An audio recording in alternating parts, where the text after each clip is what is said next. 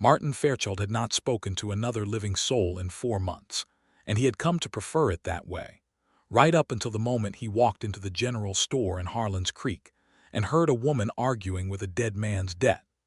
The year was 1873, and the town of Harlan's Creek sat at the eastern foot of the San Juan Mountains in Colorado Territory, a ragged little settlement of maybe 200 souls clinging to the edge of civilization the way lichen clings to stone.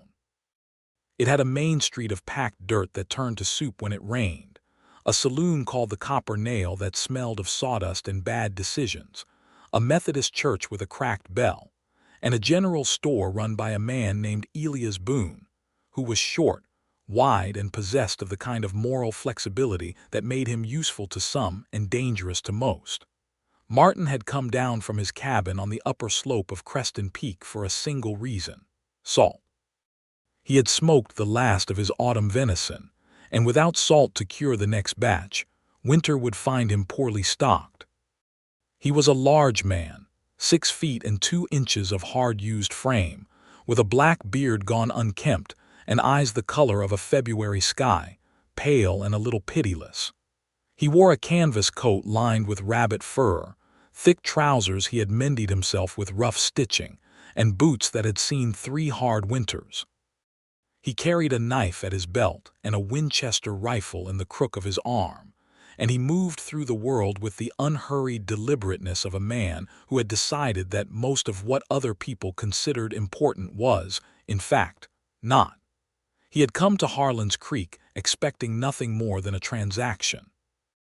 He would hand over coin, take his salt, and be back on the mountain before the afternoon light faded. He was not a man who lingered.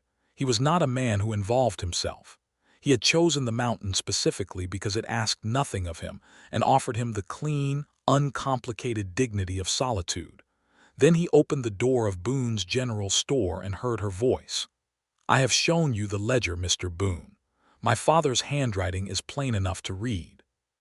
He paid that account down to $7.40, and I will not stand here and let you tell me otherwise." The woman standing at the counter was somewhere in her middle 20s, slight in the way that suggested she had missed more than a few meals recently rather than any natural delicacy of frame. She had dark auburn hair pinned up under a dusty black hat that was too large for her head and had probably belonged to her father. Her dress was plain calico in a faded blue, and she wore a wool shawl that was unraveling at one shoulder. But the thing Martin noticed first, the thing that stopped him just inside the doorway, was the way she was standing. Her back was absolutely straight. Her chin was level.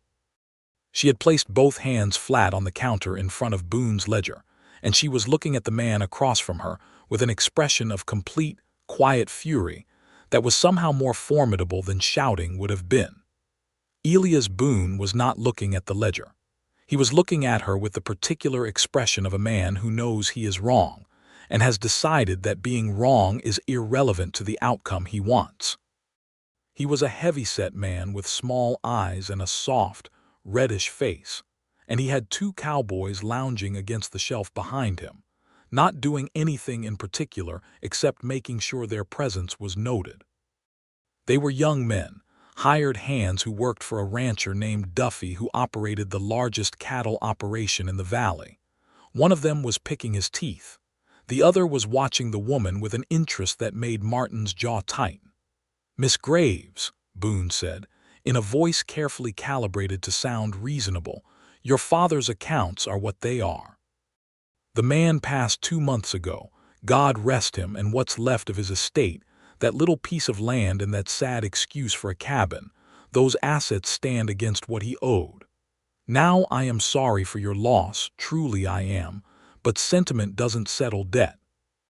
$63, Catherine Graves said, and she did not raise her voice, which was somehow the most impressive thing Martin had seen in years. "You are claiming my father owed $63 when his own ledger shows $7.40. One of those numbers is correct, Mr. Boone, and I think we both know which one." "Your father kept his own records poorly," Boone said. "My books tell a different story." "Then show me your books." Boone smiled, and it was the kind of smile that had no warmth in it anywhere. I don't think that's necessary. It is entirely necessary. If you intend to claim my father's land against a debt, then you will show me documentation of that debt, or I will ride to Pueblo and speak to a territorial judge about what documentation looks like when it's invented after the fact. The cowboy who had been picking his teeth let the toothpick fall and straightened up. Now, miss, there's no call to be speaking that way to Mr. Boone. Martin had been standing in the doorway the whole time. He had told himself, with the practiced rationality of a man who has learned the value of staying out of other people's trouble, that this was none of his concern. He had come for salt.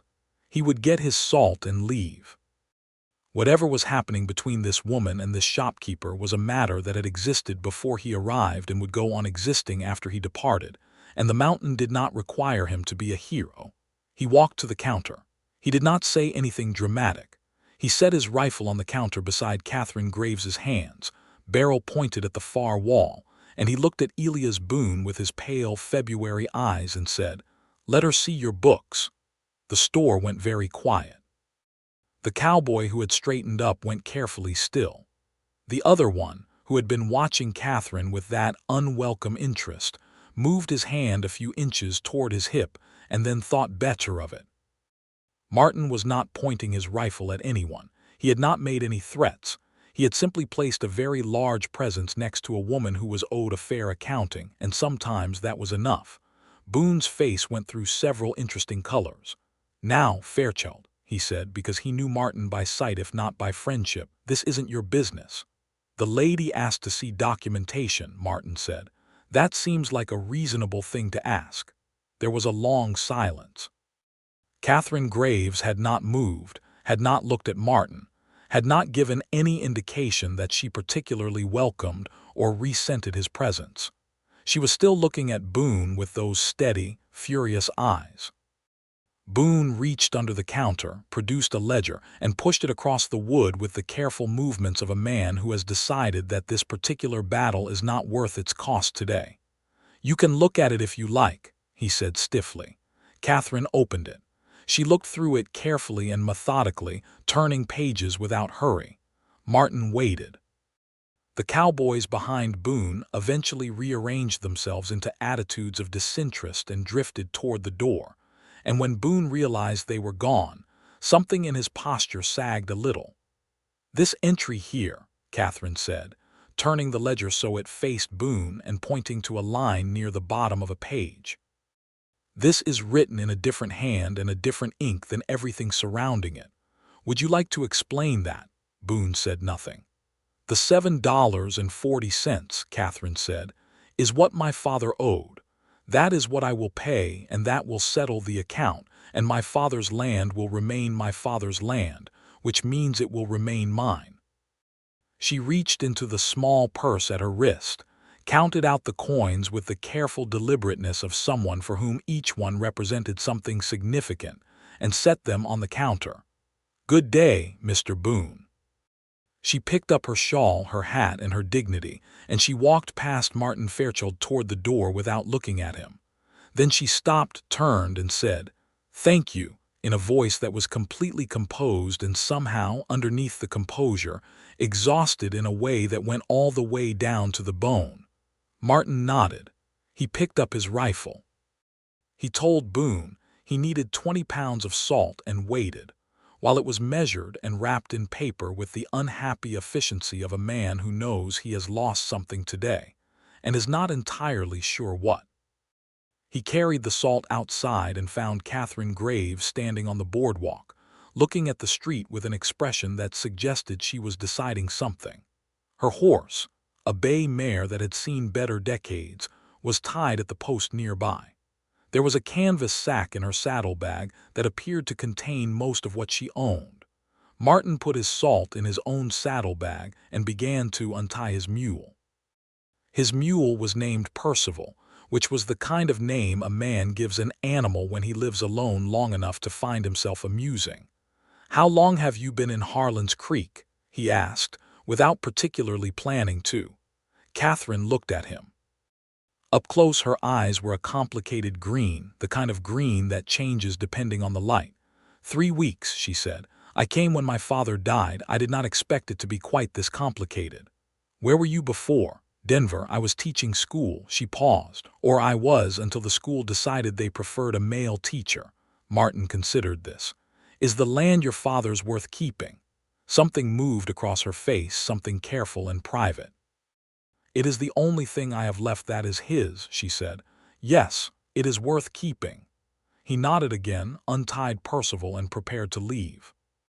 Then he stopped because something about the way she was looking at the street, the way she was calculating distances and difficulties, and the particular arithmetic of a woman entirely alone in a place that had not decided to be kind to her, made it impossible to simply leave. Do you have supplies? He asked. I have enough for a week or so. Do you know how to use a firearm? She looked at him steadily. My father taught me to shoot when I was 12. I can manage.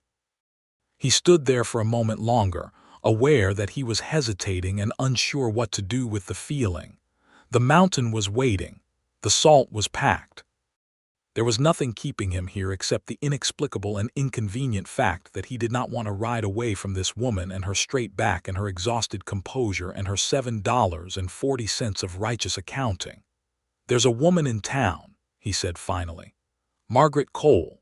She runs the boarding house on the east side of the main street. If Boone sends those cowboys back, you need somewhere with solid walls and someone who knows what's happening. Tell her Martin Fairchild sent you. Catherine studied him for a moment, and would that mean something to her? She's my father's cousin, he said. She'll know I meant it. He mounted up and rode out without looking back, because looking back was a habit he had worked very hard to break. He made it approximately 4 miles up the mountain road before he understood that he was going to be thinking about Catherine Graves for a very long time. The next 2 weeks passed the way mountain weeks always did in late October of 1873. Cold mornings and colder nights, the work of survival broken into its component tasks, chopping wood and maintaining the cabin's chinking and checking the snares he had set along the creek below. He cured his venison. He patched the roof where a branch had cracked a shingle in the last windstorm. He did all of this with the same methodical efficiency he brought to everything, and he thought about Catherine Graves with a consistency that was beginning to irritate him. He thought about her ledger knowledge. He thought about the way she had counted out those coins, each one precisely placed, with no drama but with tremendous significance. He thought about how she had said, "Thank you," in that voice that held exhaustion and dignity in equal measure. And he thought about the fact that she was alone in Harlan's Creek with a piece of land and a dead father's cabin and Elias Boone's resentment for company. He told himself it was not his concern. He had told himself this with considerable success for the past 4 years, since he had come up to this mountain and built his cabin, and decided that the world below could arrange itself however it liked without his participation. He had good reasons for his solitude. He had a past that had taught him the particular cost of caring too much about things that could be taken away, and he had learned the lesson thoroughly. His wife, Eleanor, had died of fever in the spring of 1869. She had been 26, and she had been the funniest person he had ever known, which people never expected because she was so quiet, and the funny things she said were always very soft and very precisely aimed. When she was gone, the whole world had gone a color Martin did not have a name for, a kind of gray that was not exactly sadness and not exactly emptiness but something more total than either. He had tried for 2 more years to live in the ordinary way in the town of Silverton, working as a carpenter. He had been a good carpenter. He had been a terrible person to be around, and he had known it, and eventually he had gone up the mountain and stopped trying to be anything at all except alive. 4 years of that. 4 years of functional, quiet, sufficient solitude. And now there was Catherine Graves and her straight back and her $7.40, living in his mind like a fire someone had lit without his permission. On the 3rd week, he went back down to Harlan's Creek. He told himself it was for more lamp oil, which he did need, though perhaps not urgently. He told himself he would stop at Boone's, conduct his transaction, and return. He told himself he would not seek her out. He found her because she was hard to miss. She was on the eastern edge of town, outside the small cabin that had been her father's, which sat on a quarter-acre of rocky ground with a vegetable garden gone to frost and a small barn in serious need of repair. She was on the roof. She was replacing shingles. She had nails held between her lips and a hammer in her right hand, and she was working with the concentrated focus of someone who has figured out exactly what she is doing and is getting it done. Martin reined Percival to a stop and watched her for a moment, aware that this probably constituted staring and finding himself unable to care. She noticed him and took the nails from her mouth. "Mr. Fairchild," she said, without apparent surprise, as if men she barely knew simply materialized outside her cabin on a regular basis. "Miss Graves," he said, "that ridge cap on the south end is going to give you trouble." She turned to look at it. "I know," she said. "I was going to get to it. You need a longer overlap on the shingle beneath it, otherwise the meltwater will get under in the spring." She looked at him for a moment with those changeable green eyes. "Are you offering to help or just observing?" He dismounted and tied Percival to the fence post.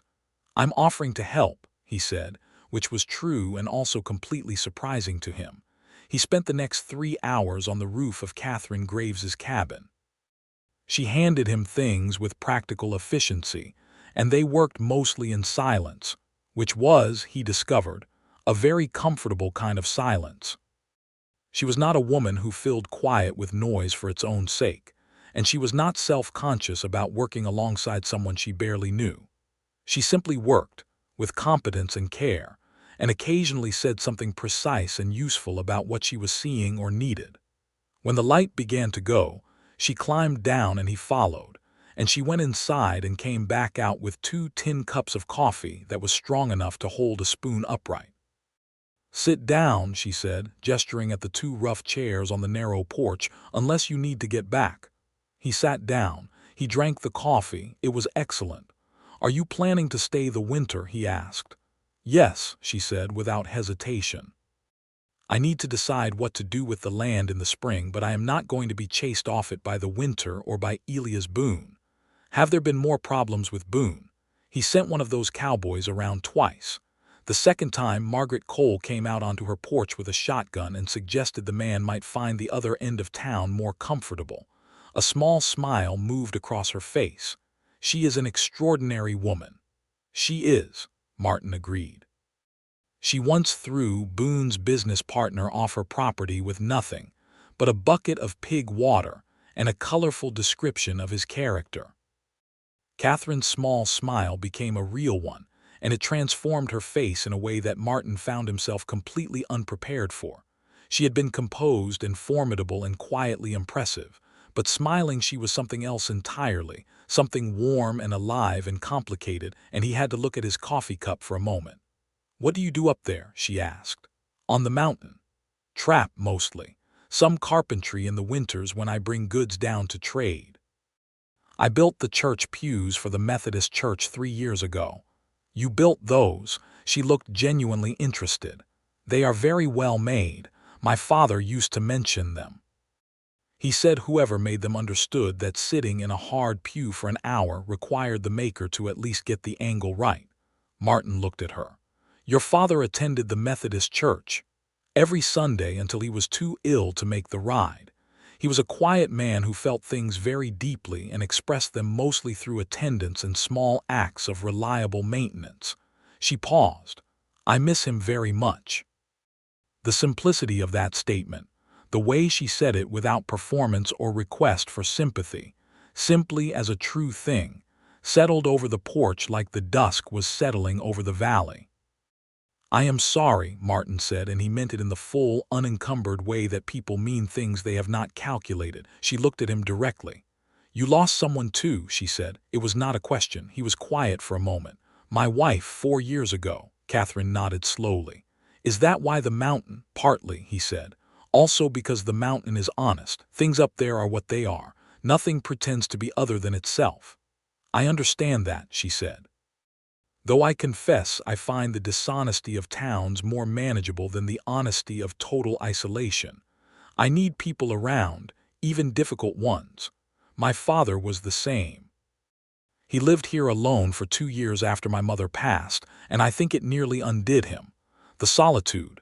She glanced at him sideways. No offense meant. None taken, he said, and he meant that too. He rode back up the mountain in full dark, Percival picking his way along the familiar trail with the patient expertise of a mule who has done this many times. The night was clear and very cold, and the stars above the peaks were the kind of brilliant that you only get at altitude in October, thick and particular and absolutely indifferent to human affairs. Martin thought about what Catherine Graves had said about solitude, and about her father, and about the way she had said she missed him.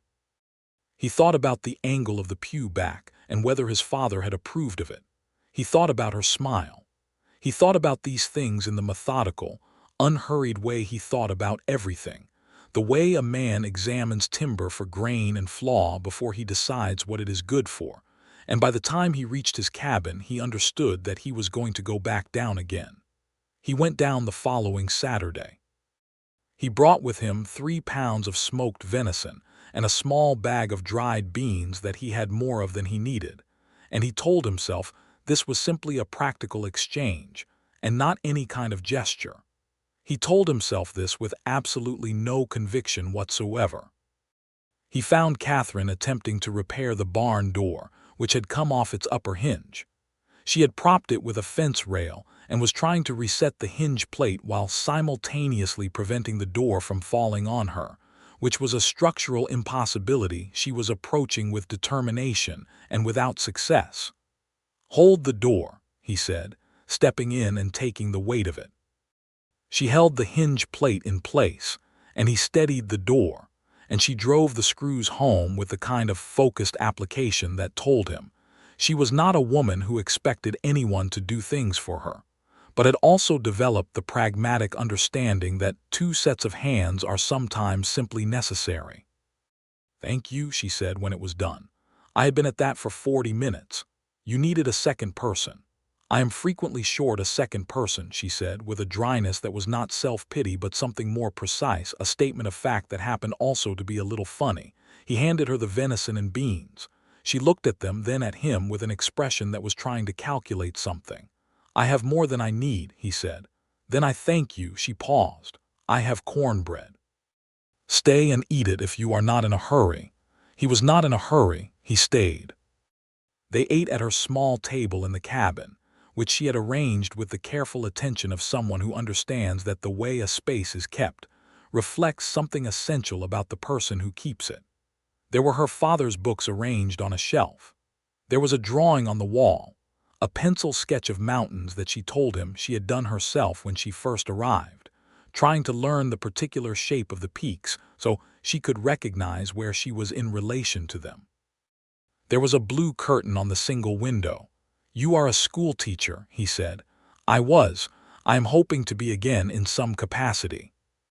There are children in this town who are getting no education to speak of, and that bothers me more than my own situation, which says something about either my priorities or my stubbornness. I'm not sure which." "Have you spoken to anyone about it?" "Reverend Aldous at the Methodist Church," she said. "He was sympathetic. He does not have funds, but he offered the use of the church building on weekday mornings if I could find a way to make it work." Martin considered his cornbread. It was very good cornbread. "How many children are we talking about?" 12 or 15 that I know of, between the ages of 6 and 14. Their parents mostly came out here for land or mines, and found that schooling ended when they left wherever they started.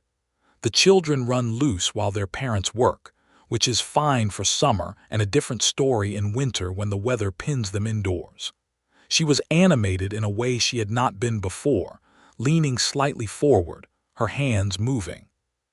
A child who cannot read is a child who will always depend on someone else to tell them what a contract says, what a deed reads, what a law requires. And in a place like this, where Elias Boone writes things in different ink in other people's ledgers, that is not a small thing. He looked at her. The lamp on the table was between them, and the light was doing interesting things with the auburn of her hair and the green of her eyes, and he was aware that he had been looking at her more than was strictly polite and that he did not seem to be able to stop doing it. "You need supplies," he said. "Paper, slates maybe, books." "I know," she said, settling back. "I have a little money, not much. I am thinking about it." "I could help," he said, and then stopped, because he had not planned to say it and was now examining what it meant. She was very still for a moment. Then she said, "Why?" It was a direct question, and she was watching him with those direct eyes, and he understood that she was not asking it to be coy or difficult.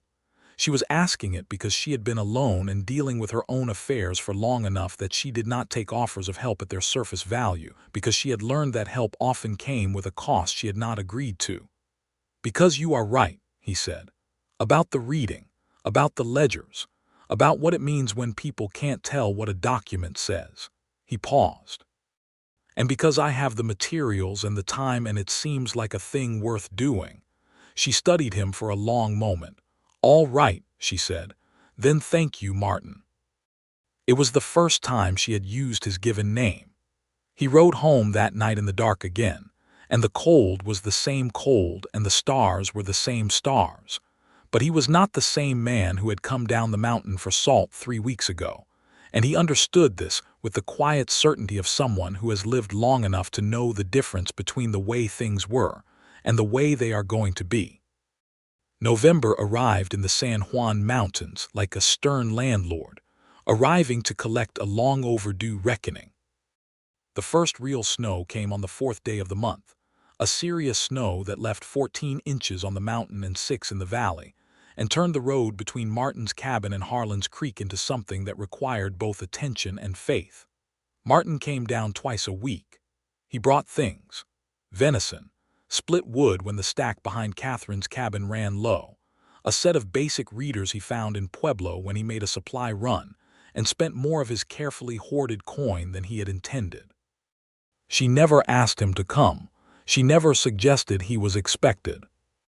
But she was always there when he arrived, and there was always coffee, and they ate together most evenings, and the conversation between them had deepened in the way that conversation does when two people who are both fundamentally serious discover that they have found someone else who is also fundamentally serious and is not going to require them to pretend otherwise.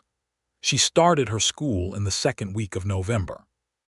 14 children showed up on the first morning, stamping snow off their boots in the doorway of the Methodist church, while Reverend Aldous, a lean, long-faced man with enormous whiskers, looked on with the satisfied expression of a man who has done a good thing by doing almost nothing.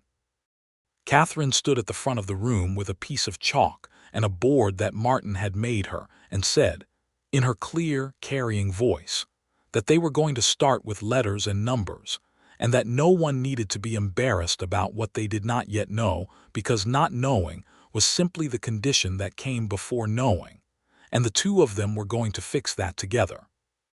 Martin came to help on Wednesdays. He had not offered. She had asked him, specifically and directly, saying that the older boys, the 12 and 13-year-olds, were difficult to manage when they had nothing to do with their hands, and she had a plan to teach practical mathematics through carpentry if she had someone who could actually demonstrate carpentry. "You want me to teach 12-year-old boys to measure and cut wood?" he said. "Yes," she said. "And I want them to understand that the measuring matters as much as the cutting. The number is not separate from the thing." He came on Wednesdays. He was, as it turned out, not a terrible teacher. He had no patience for performance or ceremony, which the older boys respected, and he had very clear standards for what constituted acceptable work, which they found paradoxically motivating because his approval, when it came, was clearly genuine and therefore worth something. He did not praise things that did not deserve it, so when he examined a joint a boy had made and said, "That will hold," the boy in question stood 3 inches taller. Catherine watched all of this with an expression Martin could not always read, something warm and a little private that she wore when she thought he was not looking. He was often looking, which he was aware was inconsistent with the general project of not getting involved in her life that he had completely failed to sustain. The first time he knew clearly, and without any remaining capacity for self-deception, what was happening to him was a Wednesday in late November. He was demonstrating to a boy named Tommy Reyes how to read a measurement on a folding rule, and he happened to look up, and Catherine was at the far end of the church room, kneeling next to a small girl of about 7 who was struggling with her letters, and Catherine had her hand over the girl's hand on the chalk, guiding the shape of the letter with a gentleness that was so unperformed and so complete that it stopped Martin's breath for a full second. He looked back at Tommy Reyes and the folding rule. He was very warm, which was surprising given that the Methodist Church in November was not a warm building. Tommy Reyes said, "Mr. Fairchild, are you all right?" "Fine," Martin said. "Read me the measurement." On the first Saturday of December, there was a dance at the Copper Nail Saloon. This was a regular occurrence in Harlan's Creek, the valley's acknowledgement that people needed something beyond survival to keep civilization from simply giving up, and it drew most of the town, regardless of the complicated feelings various people had about one another in the ordinary way of daily life. Ranchers and miners and shopkeepers, and the women who were married to them and the women who were not married to anyone, they all came and drank and danced to the fiddle player named old Augusto Reyes, who was Tommy's grandfather, and who could make a fiddle sound like a whole conversation between people who had very strong feelings. Martin had not attended a dance in Harlan's Creek since the winter of 1870. He was not a dancing man, or had not been, or had decided he was not. But Margaret Cole stopped him on his way out of Boone's store, where he had gone to buy lamp oil with minimum interaction, and told him that Catherine Graves was going to the dance and did not have anyone to go with, and that Martin Fairchild had better not be the kind of fool who let a woman like that stand at the edge of the room without someone decent to stand next to. He attended the dance. He did not dance. He stood at the edge of the room with a glass of something that the Copper Nail called whiskey, in the charitable category, and watched Catherine move through the room in a green dress that he had not seen before, that she had apparently made herself from fabric she had bought in town, and which was not fashionable in any sophisticated sense, but was the color of pine trees in summer, and suited her in the specific way that things suit people when the person who chose them understood what they were choosing. She danced with the Reverend Aldous, who was a surprisingly capable dancer for a man of his dimensions, and she danced with old Augusto Reyes' son, and she danced with a young rancher named Pete Calloway, who was pleasant and uncomplicated and clearly very interested in her. Martin watched Pete Calloway with an attentiveness that he recognized as something other than casual, and which he did not feel entirely dignified about. Then Augusto Reyes played something slow, and the room rearranged itself, and Catherine Graves walked across to where Martin was standing and looked up at him and said, "I believe you know how to waltz." "What makes you think that?" he said. "The way you watch the rhythm," she said, "and because you are holding that glass at exactly the right height to not have to move when the music changes, which is what a man does when he is listening to music he knows." He looked at her for a long moment. Then he set down the glass and offered his hand. She was a good dancer. He had not waltzed since Eleanor, and the first few bars were strange in a way that had nothing to do with the steps, a kind of vertigo of memory and present moment that he moved through carefully until it settled into something new. Catherine was warm and light in his arms, and she smelled of wood smoke and something herbal, and she danced with the same quality of attention she brought to everything, fully present, fully there.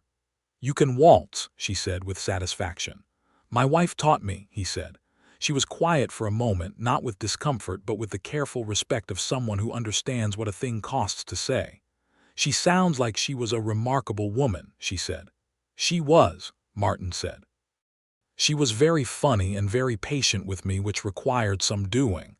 "Are you difficult to be patient with?" "I can be." He paused. "I am aware that I am not easy company. I know that." "You are not difficult company," Catherine said, with a precision that suggested she had thought about this. "You are quiet, which is different, and you are honest, which some people find difficult when they would prefer to be agreed with. He looked down at her. She was looking at the middle of his chest with an expression of thought, and then she looked up, and they were closer than they had been because Augusto Reyes had slowed the tempo further, and the room around them was its own warm universe of lamplight and fiddle music. "Catherine," he said, and stopped, because he was not sure what came after her name in this particular sentence. "Martin," she said, with a small smile that was private and a little warm and possibly a little afraid, which he understood because he was also afraid, in the specific way of someone who has had something precious taken away, and has been very careful since then not to hold anything precious again. They finished the dance. He walked her back to her cabin through the cold December night, both of them in their coats, their breath making small clouds in the still air. At her door she turned and looked at him, and he thought about kissing her with such specific intensity that he had to look at his boots. "Thank you," she said, "for the dance, and for coming."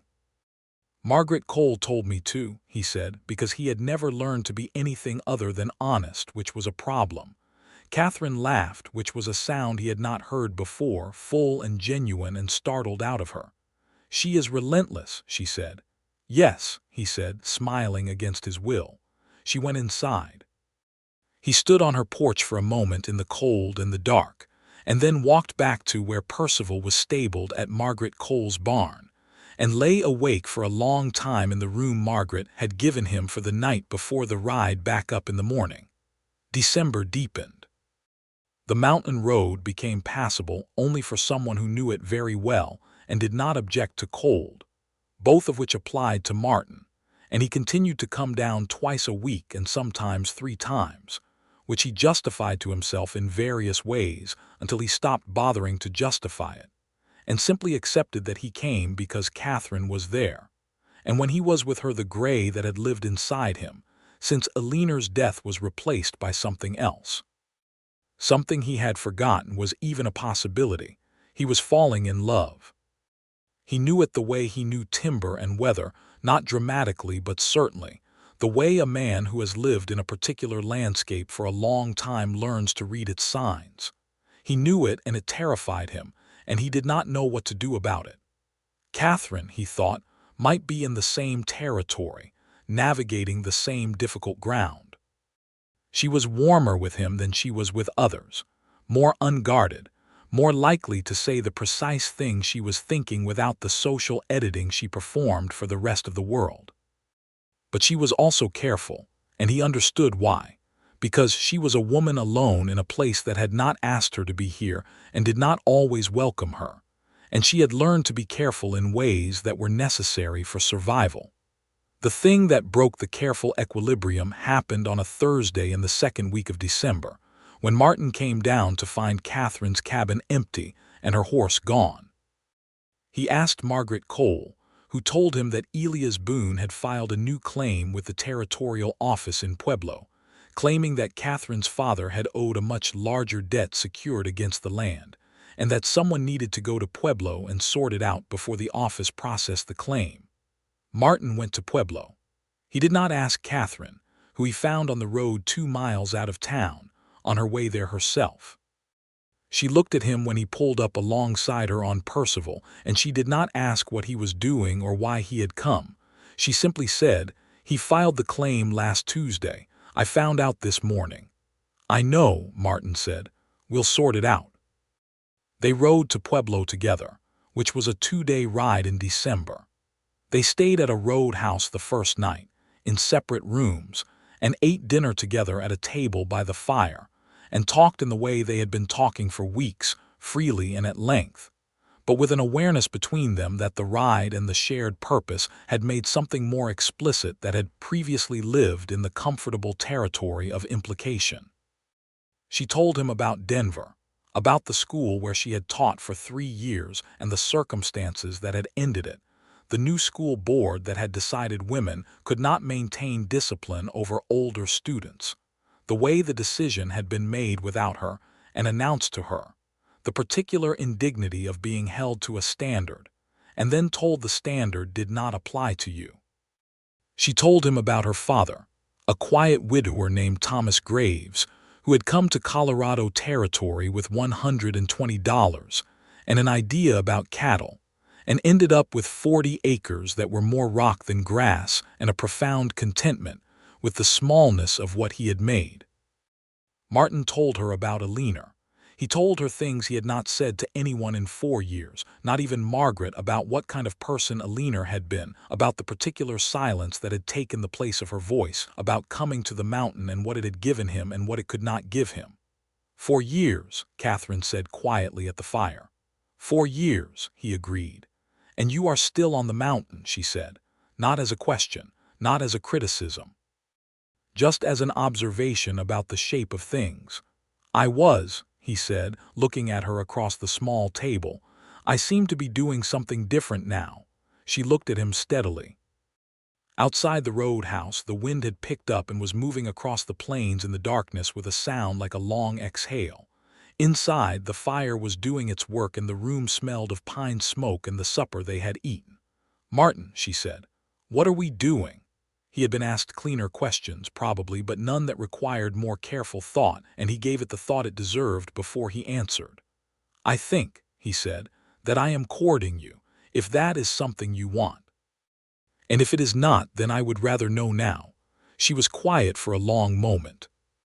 Her hands were around her coffee cup, and she was looking at him with an expression he could not fully read, which was unusual because he had gotten quite good at reading her.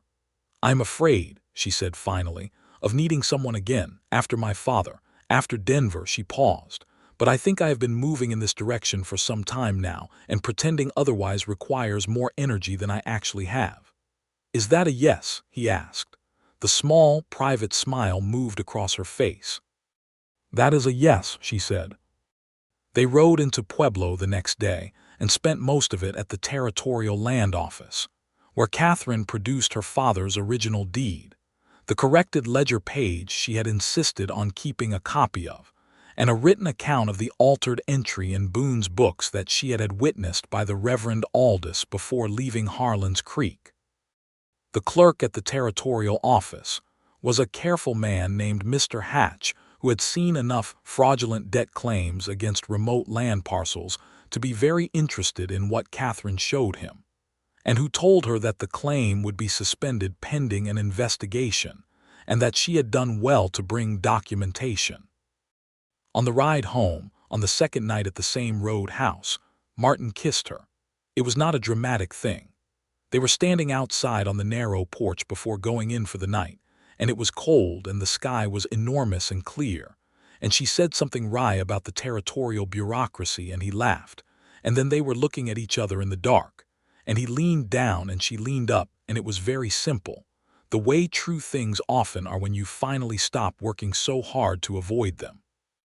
She put her hand on the front of his coat, and he kept his hands carefully at her waist, and the kiss was brief and thorough and entirely serious, the kind of kiss that is not about drama but about clarity, about two people being absolutely unambiguous with each other about what is happening. All right, she said when it ended, very quietly. All right, he agreed. They rode home through December cold that made Percival's breath steam and Catherine's mare pick her hooves high and careful, and Martin was warmer than the weather accounted for the entire way back. The territorial investigation into Elias Boone's altered records took 3 weeks. At the end of January, 2 men from the territorial office arrived in Harlan's Creek and spent 4 days going through Boone's books with the systematic unhappiness of people who have found exactly what they expected to find and are obligated to do something about it. Boone had done this before. Not with Catherine's father, but with 2 other small landowners in the valley over the past 4 years, buying up their land at fraudulent debt prices, and then selling it to the Duffy cattle operation at a significant profit. The investigation resulted in Boone facing charges at the territorial court in Pueblo in the spring, his store being placed under management of a temporary keeper appointed by the court, and a satisfaction in the Graves cabin that Catherine expressed by making a cake. She brought a slice to Martin, and a slice to Margaret Cole, and a slice to Reverend Aldous, and she ate her own piece standing in her kitchen with an expression of quiet, complete vindication. Martin watched her eat it and thought that he had never seen anyone look so precisely right. January and February in the San Juan Mountains were months of survival and endurance, the kind of months that stripped everything down to what actually mattered. And what mattered to Martin in the winter of 1874 was Catherine. He came down when the road allowed it and stayed when it did not allow going back up, sleeping in Margaret Cole's spare room with the proper decorum that both he and Catherine observed without discussion, because they were both people who understood that how you do things reflects on what you believe they mean. He learned her in the way you learn a landscape you intend to inhabit, in detail and with attention, learning that she was funny in the same way Alina had been funny, understated and precise, which was both strange and not strange at all, learning that she was more stubborn than she appeared and less fragile than she seemed, learning that she wept once in February, quietly and without warning, for her father, and that when he sat next to her and did not say anything because there was nothing useful to say, she leaned her head against his shoulder and let him be there, which was something he understood was not easy for her and felt, to him, like the most significant thing that had happened. Since the territorial investigation, my father would have liked you, she said when the quiet was done with. He would have said you understood proportion. Proportion, knowing when to be large and when to be still, when to take up space and when to leave it empty. She looked at him. He was very good at it himself. I used to think it was a kind of wisdom. Now I think it is also a kind of love, knowing what a person needs more clearly than what you want to give. Martin thought about this for a long time afterward. In March, when the road down from the mountain had become something humans could use again without extraordinary commitment, Martin came down and did not bring supplies or carpentry tools. He brought himself, and a small piece of carved wood that he had made in February in the quiet evenings of the cabin, working by lamplight with a small knife, and a piece of pine that had the particular grain he wanted. It was a simple thing, not elaborate, a small figure of a woman standing straight with her hands flat on a surface in front of her, with a hat slightly too large for her head. He had made it because he needed to make something, and this was what his hands wanted to make. He gave it to her without explanation, which was consistent with the way he generally communicated, and watched her hold it in her palm and look at it for a long moment. "It is me," she said. "Yes," he said. She closed her fingers around it. She did not say anything for a moment, and when she looked up at him her eyes were doing something complicated and very green. "Martin Fairchild," she said, "if you do not ask me to marry you soon, I am going to have to figure out a way to ask you myself, which will require a significant amount of reorganization of how I understand my own dignity." He had not planned to do it today. He had been planning, in the vague and unresolved way he planned things involving his own vulnerability, to ask at some point in the spring when the world was a little less frozen. But she was standing in front of him with his carved figure in her hand, and her eyes were that particular complicated green, and he thought, "The mountain has been here for 1,000 years. The spring will come regardless. This matters now. Catherine," he said, "will you marry me?" "Yes," she said immediately, without any of the performance of hesitation that he had seen women engage in when they wanted to appear considered. "Obviously, yes," he laughed. It was a real laugh, the kind that comes up from somewhere below where you usually live, and her face opened into the full, transforming smile, and he crossed the 2 steps between them and kissed her with considerably more intention than the first time at the roadhouse, and she kissed him back with the same intention, and her hand was still closed around the small carved figure.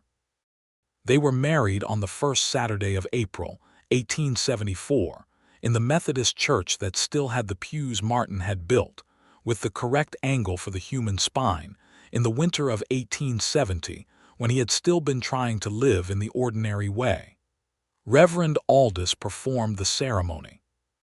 Margaret Cole wept with the decisive enthusiasm of a woman who has engineered an outcome, and is deeply satisfied with the result. Old Augusto Reyes played the fiddle. 14 children who were learning to read and measure and build sat in the front rows with their Sunday faces on, and Tommy Reyes had brought a flower from somewhere despite the earliness of the season, a very small and determined wildflower, which Catherine wore in her hair. Martin wore his best coat, which Margaret had repaired the collar on, and his better boots, and he had trimmed his beard to something that could be described as intentional, and he stood at the front of the church as Catherine walked toward him down the aisle of the church he had built the pews for, and the feeling that moved through him was something he did not try to name or manage but simply received, standing there, with his hands at his sides and his pale February eyes seeing her very clearly. The ceremony was brief and sincere, and they meant every word of it, which is not always the case, and was in this case absolutely the case. The spring of 1874 brought changes to Harlan's Creek in the way that springs often do in small towns that have been cooped up with their own difficulties all winter, quickly and with considerable noise. Elias Boone's trial in Pueblo resulted in a fine, a required repayment to the estates of the landowners he had defrauded, and a ban from operating as a merchant in Colorado Territory for 5 years. His store was sold to a man from Santa Fe named Ignacio Vargas, who stocked it better and charged fairly and greeted customers with the warm efficiency of someone who understood that a store's longevity depends on the trust of the people who use it. Catherine's school, which had operated in the church through the winter, moved in May to a proper arrangement. Martin built a small addition to the east side of the church, a single room with 4 windows and proper ventilation and shelves along 2 walls and a stove that actually worked, and it became Harlan's Creek's first dedicated school building. There was a discussion at a town meeting about whether Catherine, as a married woman, was still appropriate to run it, because there were always people who needed to have this discussion, but Reverend Aldous and Margaret Cole, and most of the parents of the 14 children, made their views known with sufficient force that the discussion resolved in Catherine's favor. Martin had the cabin on Creston Peak to consider. He went up in late April to close it properly and bring down the things worth keeping. He stood in the doorway of the small, solid building he had made with his own hands in the winter of 1870 and looked at the mountain view that had been his entire world for 4 years, the peaks going white and blue in every direction, the valley far below, the silence that was real and complete and honest in the way he had valued it. He was not sad to leave it. He was surprised by that, because he had expected to feel the loss of it, but what he felt was more like gratitude, the kind of gratitude you feel for a place that held you while you were broken and gave you back to yourself whole enough to walk back down into the world. He closed the door carefully and left it in good repair, because the next person who needed it might need it badly, and that was a thing worth considering. He moved into Catherine's cabin, which they expanded together over the summer with 2 additional rooms added to the back, one that became their bedroom, and one that became a study where Catherine's books and Martin's carpentry tools occupied the same space with a peaceable coexistence that Catherine said reflected well on the state of their marriage. The summer of 1874 was the kind of summer that the San Juan Mountains occasionally produce as a kind of apology for the winters, long and warm and generous, the valley green and the streams running clear, and the sky an enormous blue that went all the way to the edge of everything. Martin did carpentry, taking commissions in Harlan's Creek and in the neighboring settlement of Colton 12 miles east, which had a mine and money to spend and not enough people who could make a good door frame. He was away 2 or 3 days at a time sometimes, and he always came back to the cabin in the late afternoon to find some evidence of the day. Papers on the table with Catherine's neat handwriting, the smell of something cooking, the sound of her voice if she had students working in the study. He came home to her voice every day that he was there, and this was the thing he had not known he was missing. He realized one evening in June, sitting on their porch in the cooling air with his coffee and her head bent over a book beside him. He had not known. He had thought he had everything necessary for a life, and what he'd had was sufficient, but sufficient and complete are different things entirely, and he had not understood the difference until now. "You went quiet," Catherine said, without looking up from her book. "Thinking," he said. "About what?" He looked at her. The evening light was doing what it did to the mountains, turning the peaks gold and rose and a dark purple in the hollows. "About being glad," he said. She looked up from the book. She studied his face for a moment, that direct and particular attention she gave to things that mattered to her. Then she put the book on the porch railing and leaned over and kissed him on the cheek, which was so simple and so entirely domestic, and so completely unlike anything he had imagined for himself 3 years ago, that it did something to his chest that he was going to take a moment to recover from. In September, Catherine told him she was expecting a child. She told him on a Tuesday morning before the school day started, in the kitchen while he was sharpening a saw blade, and she was eating breakfast with a deliberateness that suggested she had been thinking about how to say this for some days. She said it simply and directly, which was consistent with who she was, and then watched him with those green eyes that were a little careful. He set down the saw and the file. He crossed the kitchen in 2 steps. He put both arms around her very carefully, as if she were something extraordinary, which she was, and held on for a long moment in the quiet of the Tuesday morning kitchen. She wrapped her arms around his waist and pressed her face against the front of his shirt. "A child," he said, into her hair. "A child," she agreed. He had not let himself think about children since Alina. It had been one of the specific losses he had catalogued and closed the door on, the children they had not had time for, the family that had not happened. He had closed that door with particular care because it was one of the harder ones, and reopening it required a kind of courage he had not been sure he had. "Are you frightened?" she asked, her voice muffled by his shirt. "Yes," he said honestly. "Are you?" "Terrified," she said. "Also very glad." "Me too," he said. "Me too." Margaret Cole, when informed, immediately began a project of knitting that consumed all of her winter evenings and produced enough small garments to clothe a small army of infants. The Reverend Aldous said a prayer of thanksgiving so heartfelt that 2 of the congregation members who had not planned to be moved found themselves moved.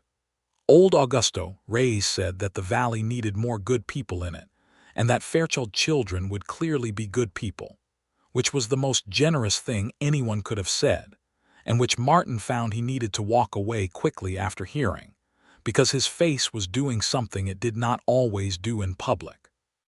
The winter of 1874 to 1875 passed with Catherine's school running beautifully, the student body having grown to 22 children from the surrounding valley and settlement, and with the expansion of their home by Martin's careful carpentry being complete enough to be warm through the hardest cold. He had built a proper nursery, a small room off the main bedroom with a window that faced east for the morning light, and a cradle of pine that he had worked on through November and December with the focused attention of someone making something that needs to be exactly right. He made it better than it needed to be for purely functional purposes. He put a carved frieze along the top rail, a pattern of mountains and trees and a small bird.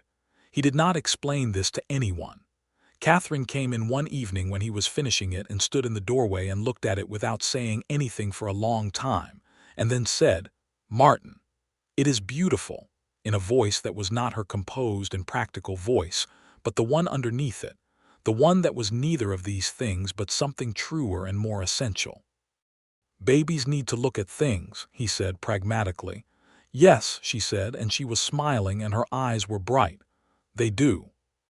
Their son was born on a cold morning in late February 1875, delivered safely with the help of a capable woman from the settlement named Mrs. Alcott, who had brought more babies into the world than she could count, and who handled the whole business with the calm authority of someone who has seen everything and fears nothing. Catherine was extraordinary throughout, which Martin observed with a helpless and profound admiration that she would later describe as his standing in the corner looking as if he personally might not survive the experience. The baby was healthy and loud, and possessed of the black hair of his father and the complicated green eyes of his mother, a combination that Margaret Cole said, when she first saw him, was the most unfair level of good looks to impose on a child. They named him Thomas, for Catherine's father, and added James for Martin's older brother who had died at Gettysburg in 1863, and whom Martin had not spoken of much but whom he thought of often, particularly in the blue cold of winter mornings. Thomas James Fairchild was, from his earliest weeks, a person of very strong opinions about when he wanted to eat, and how much attention the world owed him, and exactly what temperature the room should be for optimal contentment. Martin, who had spent 4 years on a mountain in total silence, found this deeply funny in a way he had not expected to find anything funny. He sat up with the baby on nights when Catherine needed to sleep, holding Thomas against his broad chest in the lamplight of the nursery, looking at the carved mountains on the cradle rail, thinking about the extraordinary specificity of how things turn out. He had come down the mountain for salt.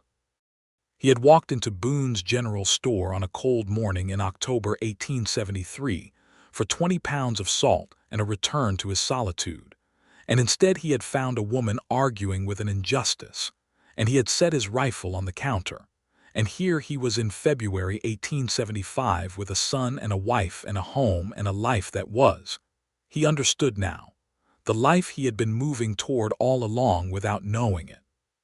He said as much to Catherine one evening when Thomas was 3 months old and had fallen asleep with the sudden totality that only babies achieve, and Catherine was nursing her coffee at the kitchen table with the specific exhaustion and specific happiness that had been her primary emotional landscape since February.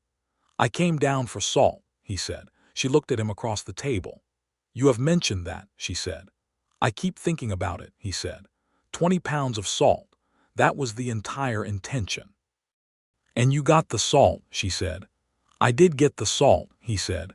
"So the trip was a complete success," she said with perfect composure, and then ruined it by smiling.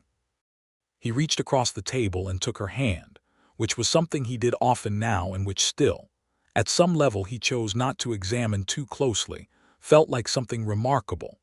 She turned her hand over and held his, and the lamplight was on the table between them, and somewhere in the nursery Thomas was breathing with the steady abandon of the entirely satisfied, and the mountains outside were under 5 feet of snow and perfectly indifferent and perfectly beautiful.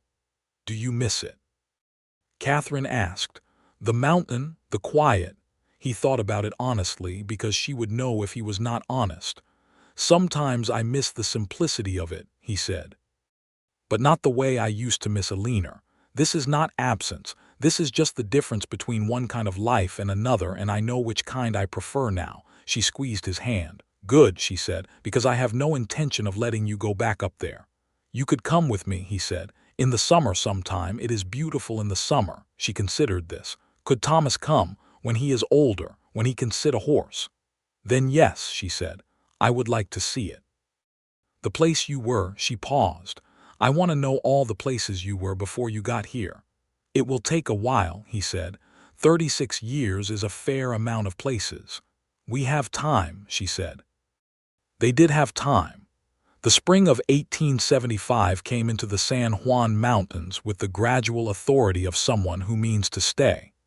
The snow retreated from the valley in stages, and the creek ran high and cold, and Catherine's school expanded again to 30 students.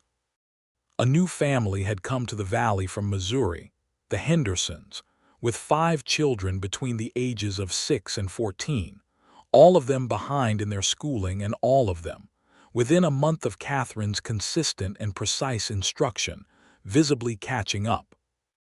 Martin built an additional bookshelf for the schoolroom and a better writing desk for Catherine, with a proper surface and the correct angle for extended work, and she used it every day for the rest of her life.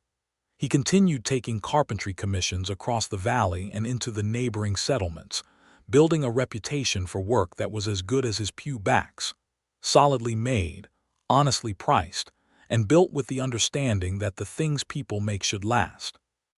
He was not a talkative man and never became one, but he was known as reliable, which was the reputation he valued, and which was, in the valley's currency, worth more than a great deal of noise. Boone's trial wrapped up in the summer of 1875, with the outcomes the territorial office had handed down the previous spring. The families he had defrauded, including the estate of Thomas Graves, received settlements from the proceeds of the store's sale. Catherine used her father's portion to buy another quarter-acre adjacent to the land she had, extending the small vegetable garden into something more substantial, and she grew beans and squash and early corn that was not as productive as the lowland corn, but was more corn than they needed and could be shared. In the late summer of 1875, Martin took Catherine and Thomas up to the cabin on Creston Peak. Thomas was 6 months old and traveled in a carrier on Martin's chest with the absorbed curiosity of an explorer of small territory.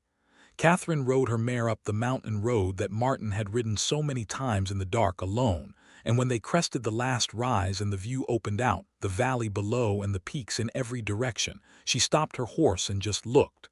"Oh," she said. "Yes," he agreed. "I understand now," she said, "why you stayed."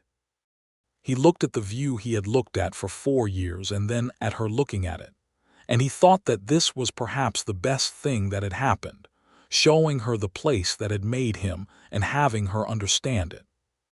"The cabin is in good repair," he said.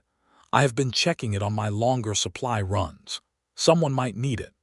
"Someone might," she agreed, and she understood what he meant, that there might be someone else someday who needed the mountain the way he had needed it, and that he wanted to leave the door open for that person in good repair, the way it had been left for him. They spent 2 nights at the cabin, which was the kind of experience that could only happen to 2 people who trusted each other completely. The smallness of the space and the altitude, and the particular quality of the silence in those mountains at night. Thomas slept between them in the small bed, and Martin lay awake listening to them both breathe and watched the moon travel across the window he had cut in the cabin wall the second winter he had been there, when he had needed to see the sky. In 1876, Colorado was admitted to the Union as the 38th state, which brought considerable celebration to Harlan's Creek, a new American flag for the church, a speech by Reverend Aldous that was 1 sentence too long but heartfelt throughout, and a dance at the Copper Nail where old Augusto Reyes played until 2 in the morning, because he said a new state deserved no less.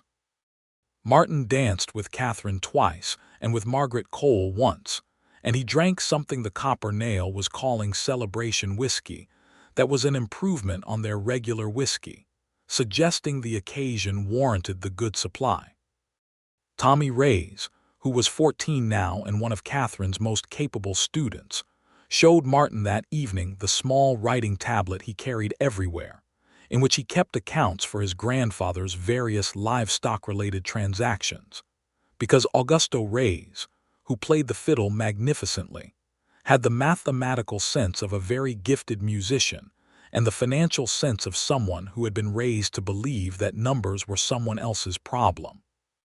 Tommy had taken over the family's financial accounting at 12, after Catherine's instruction had given him the tools to do it, and he did it with a precision and pride that Martin recognized. "Good work," he told the boy, and Tommy Reyes stood 3 inches taller, just as he had over the correctly measured joint 3 years before.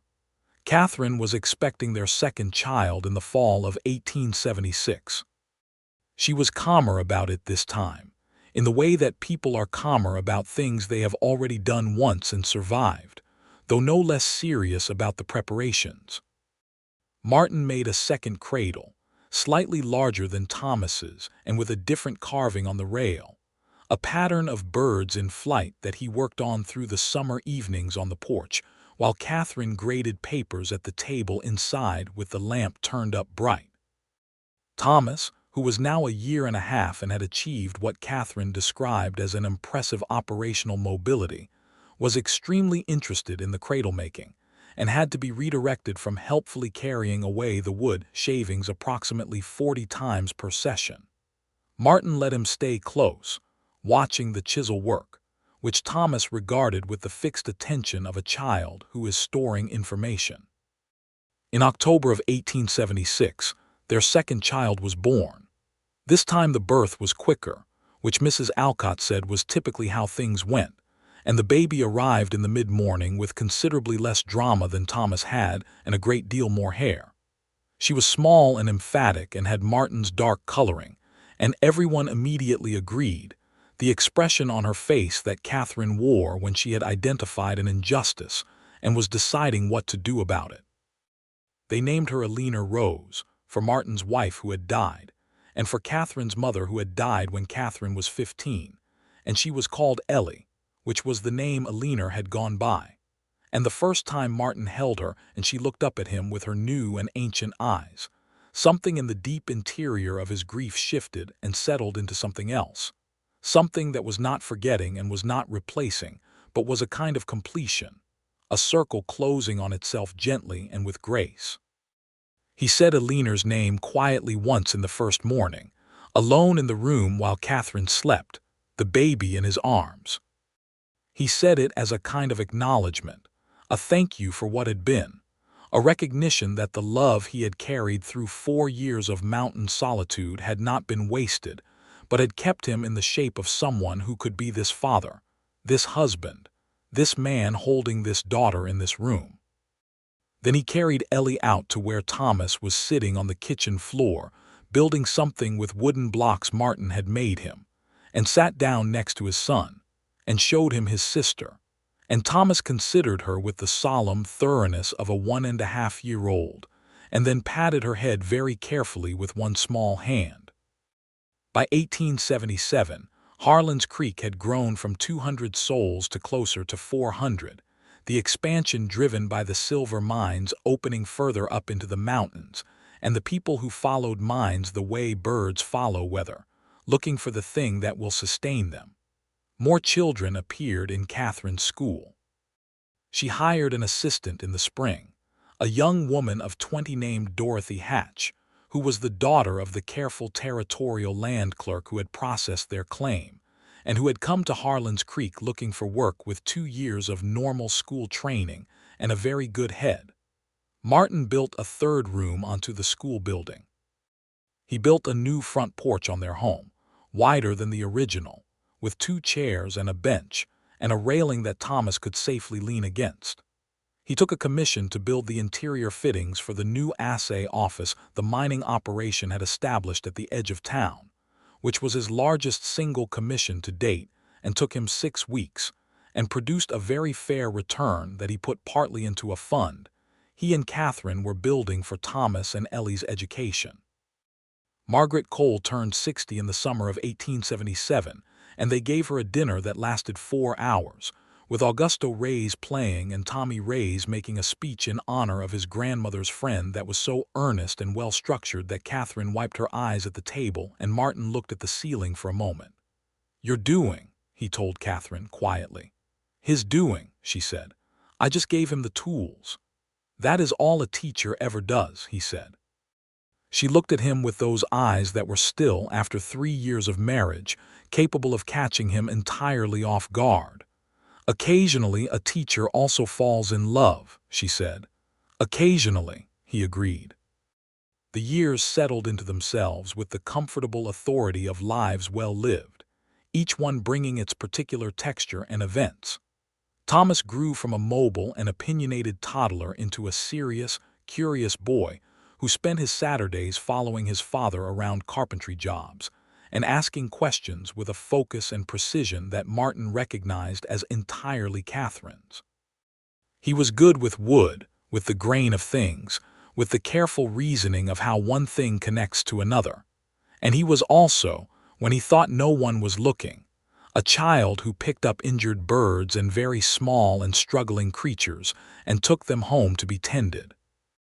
Ellie was 4 when she first picked up a piece of chalk and wrote her own name on the schoolroom board, having taught herself by watching her mother, and Catherine sat down on the spot when she saw it and explained to Ellie in a careful and composed voice that this was a very good thing that she had done, and then went into the small back room and cried for exactly 2 minutes, which Martin found out about from Dorothy, and which produced in him a feeling so warm and so vast that he was not sure what continent it inhabited.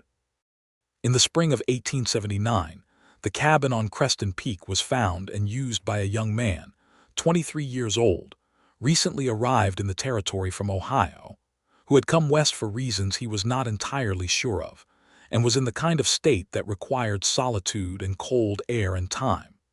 His name was William Marsh, and Martin encountered him in town in early April, thin and careful-eyed in the way of someone who is managing himself very deliberately.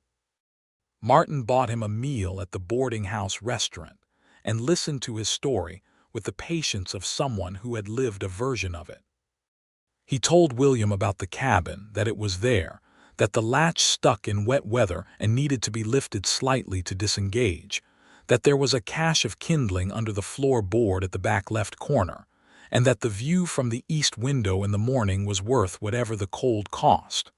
William Marsh went up the mountain. He stayed for 2 months. He came back down with the look of someone who has been repaired enough to function again, and he went to work for the mining operation, and was, by all accounts, a reliable and decent man who eventually built his own cabin 2 valleys over and raised a family of 4 and was known throughout the district as someone you could trust in a difficult situation. Martin mentioned this to Catherine one evening, the chain of it, the way the cabin had done for William something like what it had done for him, and she said, "You left the door in good repair," and he nodded, understanding that she meant something larger than the door, and she understood that he understood. Their lives in Harlan's Creek continued to be large in the ways that matter and small in the ways that do not. Catherine ran the school with Dorothy Hatch for another 3 years, and then Dorothy married a miner named Collins and moved to Denver, and was replaced by a young man from the Territorial Normal School, who was good but not as good as Dorothy, and then by a woman named Mrs. Fuentes who was extraordinary, and who brought with her a perspective on the valley's growing Spanish-speaking population that expanded the school's reach and character in ways that Catherine had been wanting to achieve for years. Martin built a new house, not for himself, but for the town, in a manner of speaking. The old saloon, the Copper Nail, had been the community's gathering place for years, but it was inadequate in the way of things that were built for temporary use and lasted too long, and there was a growing sense in Harlan's Creek that what the town needed was a proper hall, something that could serve for dances and meetings and theater when the occasional traveling company came through and had nowhere decent to perform.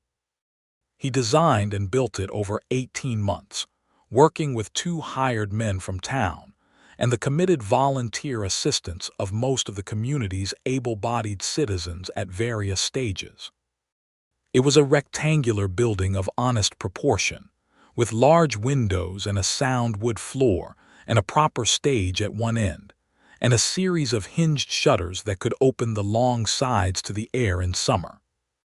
He put a carved lintel over the front door, the mountains and the sky and a sun rising, the simplest possible statement of where they were and what they had, and the town dedicated it in the summer of 1881 with a dance that went until 3 in the morning, and which Augusto Reyes played at the age of 72 with the ferocious joy of someone who intends to play forever. Thomas Fairchild was 7 in 1882, and already reading at a level that consistently surprised the school's teachers. Ellie was 5 and had decided she was going to be either a doctor or an astronomer, a choice she had made after reading a book about the stars that Catherine had ordered from a publisher in Denver, and which she had not revised despite considerable time passing, simply adding, or possibly both, as a qualifier. Martin listened to her describe the lunar surface one evening with the detached focus of someone who has decided that the universe owes her a thorough explanation and thought, there she is. There is exactly who she is. He was 45 years old in 1882. He had gray coming into the black of his beard and crow's feet at the corners of his pale eyes and hands that carried the particular map of a man who has worked with them for decades. He was healthy and capable, and still moved through the world with the unhurried deliberateness that had been his nature since before the mountain, though the quality of it had changed in ways he recognized. The deliberateness was no longer the deliberateness of a man moving through a world he has withdrawn from. It was the deliberateness of a man who has things he values and is careful with them. Catherine was 42. She had silver threaded through the auburn of her hair, which she wore up with 2 pins, and a degree of practical efficiency that had never varied. She still had the straight back and the level chin. She still had the green eyes that changed with the light. She had the particular authority of a woman who has been doing exactly the right thing for exactly the right reasons for enough years that no one seriously thinks about questioning her anymore, not even the members of the school board who had initially questioned her, because the evidence had made their position untenable. She had also, somewhere in the years of their marriage, become the person Martin spoke to in his head when he was working alone on something, explaining his thinking to her as if she were present, which she often was in fact, and which helped him think more clearly because she would ask the useful question. He told her this once, one morning over coffee, that she lived in his thinking even when she was not there, and she looked at him with an expression that was entirely undefended and said, "Good. You live in mine." This was what he had not known he was missing. This particular form of inhabiting someone else's mind and being inhabited in return, this ongoing conversation that was not always words but was always present, this company that required nothing false and nothing performed. He had had a version of it with Alina, and its absence had been a wound he had not expected to survive, and he had survived it by going somewhere that asked nothing of him, and then he had come back down the mountain for 20 pounds of salt and found this. Catherine Graves, standing at a counter with her hands flat on a ledger, with a hat too large for her head and $7.40 of righteous accounting, and a fury so contained and so complete that it had stopped him in the doorway. He had set his rifle on the counter and said, "Let her see your books." It was, as opening lines of a life went, not bad. On a clear October morning in 1883, exactly 10 years from the morning he had walked into Boone's store, Martin Fairchild came down from Creston Peak. He had gone up alone for a week in late September, at Catherine's insistence. She had told him he looked like a man who needed the mountain for a few days, which was not an insult but an accurate observation from someone who knew him better than he knew himself, and he had gone. He had spent a week in the cabin he had built, sleeping long and working on a small piece of carving in the evenings, and looking at the view that still, after all these years, could stop his breath. He had thought about Alina with the clear-eyed peace that had replaced grief, the gratitude that survives loss when the loss has been survived long enough. He had thought about Catherine. He had thought about Thomas and Ellie. He had thought about the town below, the school and the hall and the church with its pews at the right angle.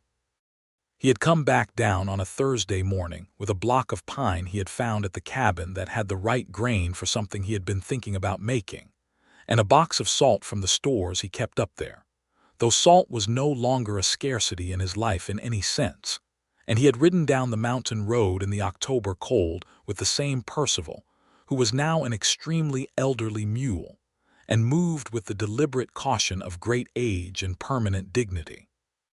Catherine was at the school when he arrived home. Thomas was at school, too. Ellie was sitting on the porch reading a book of mathematics with the intensity of a person engaged in a pleasurable activity, which was her general relationship to mathematics. She was 8 years old, and she had her father's dark coloring and her mother's eyes and a personality that belonged entirely to herself. "Papa," she said, without looking up from the book, "Mama said you would be back today." "She was right," Martin said, tying Percival at the fence post. "She is usually right," Ellie said, as a simple statement of observed fact. "That is also true," he agreed. He unsaddled Percival and rubbed him down and gave him his feed with the careful attention he always gave to Percival, who deserved it. He brought his things into the house. He put the pine block on his workbench in the workshop he had added to the back of the house.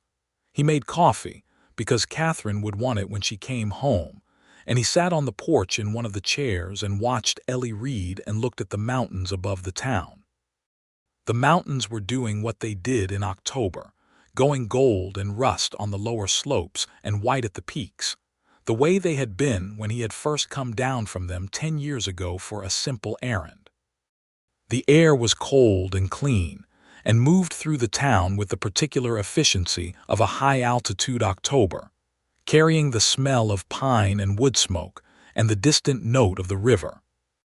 He heard her before he saw her, the particular rhythm of her mare on the packed earth of the street, and then she came around the corner of the main street toward their house, and she saw him on the porch, and her face changed in the small and particular way it always changed when she saw him after any time apart, a relaxing that was almost imperceptible but that he had learned to read the way he read weather.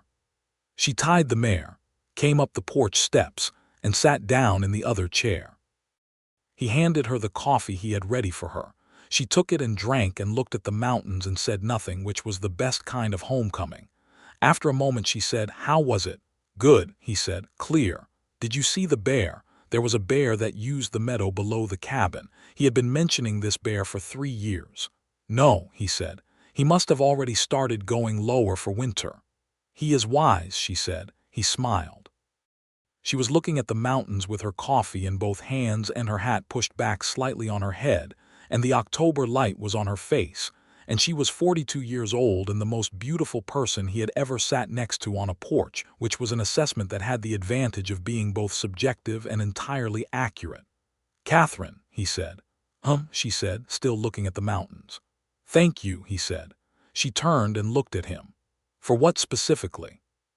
"For being in that store on that morning," he said. "For standing the way you stood." She looked at him for a long moment with those green eyes that had been looking at him for 10 years and that he still could not always fully read. Then she reached out and took his hand, the way she did, and held it the way she did, and turned back to the mountains.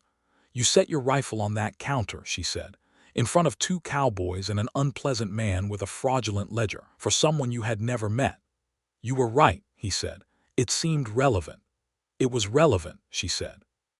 "And also rather extraordinary for a man who had come down for salt." £20, he said. £20, she agreed. Ellie, without looking up from her mathematics, said, "You tell that story every October."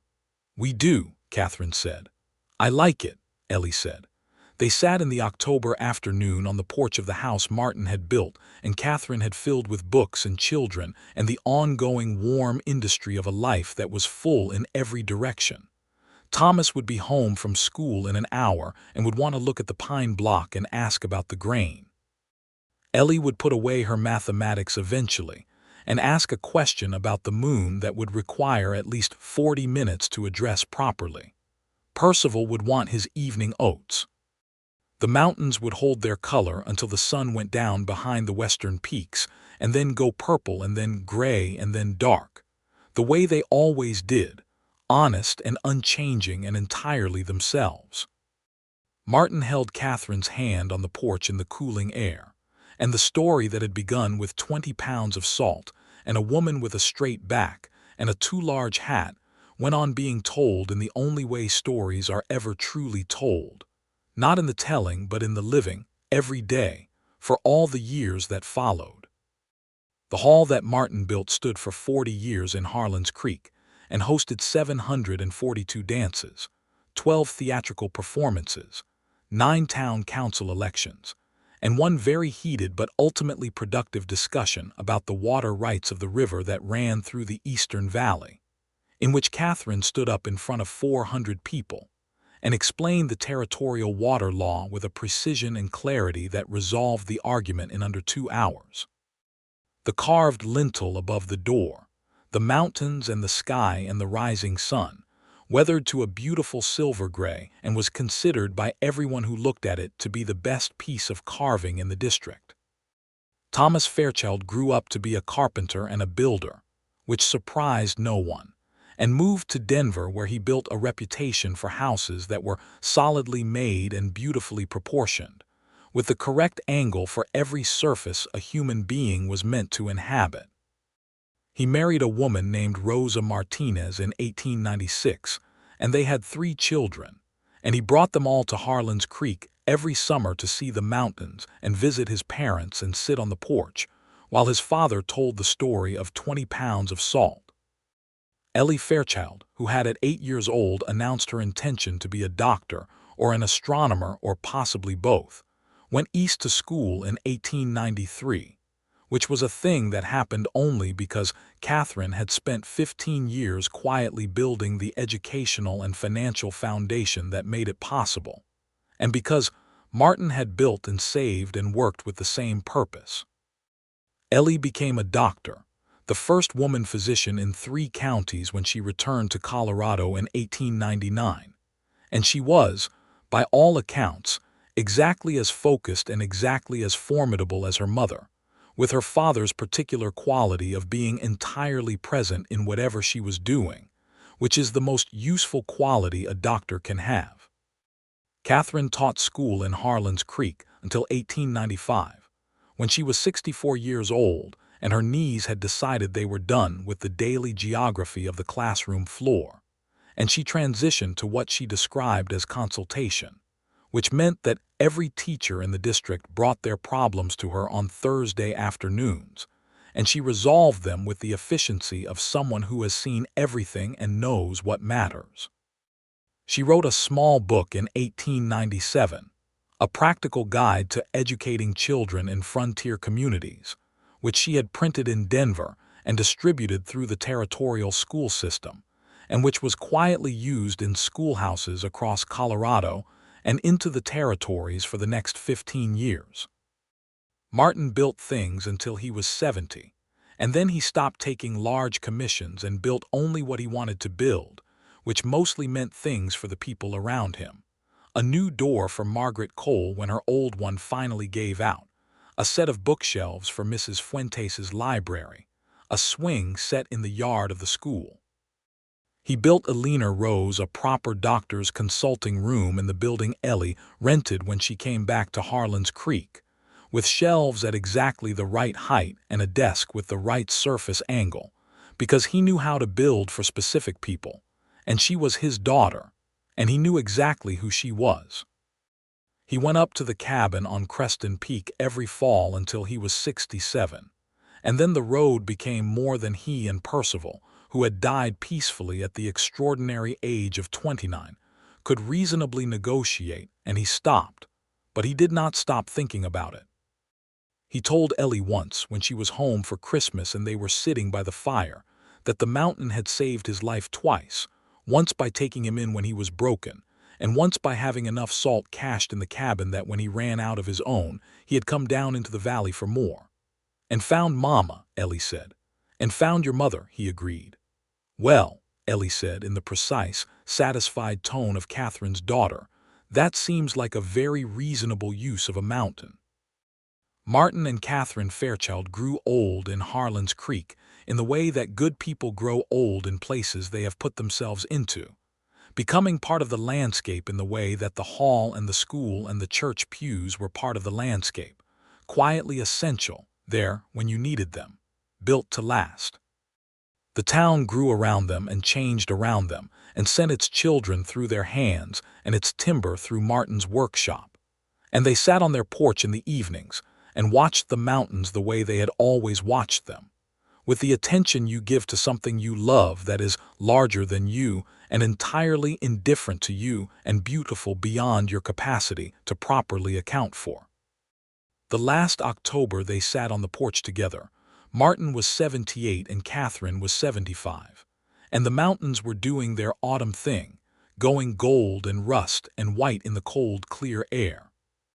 His beard was entirely white, and she had stopped trying to hold the silver back from her hair years ago, and it was lovely. And they were warm in their coats, and they held hands the way they had always held hands, which was without drama and without comment, simply as the natural condition of being next to each other. "The salt," Catherine said, out of a comfortable silence because October had its traditions. 20 pounds, Martin said. She squeezed his hand. He looked at the mountains that had held him and released him and received the best thing he had ever brought back down from them, which was not anything he had carried up there but was simply himself, somewhat repaired, ready to be more than alone. The mountains did not care about any of this, which was something he had always appreciated about them. But the woman next to him on the porch cared, and that was, as it turned out, more than sufficient. It was, in fact, everything. The door of the hall he had built stood open on the warm side of the afternoon, and through it came the sound of Augusto Reyes's grandson playing the fiddle, practicing for the upcoming dance, the same music in the same mountains, and Martin Fairchild held his wife's hand in the October light and was, without reservation or qualification or anything left unresolved, entirely glad.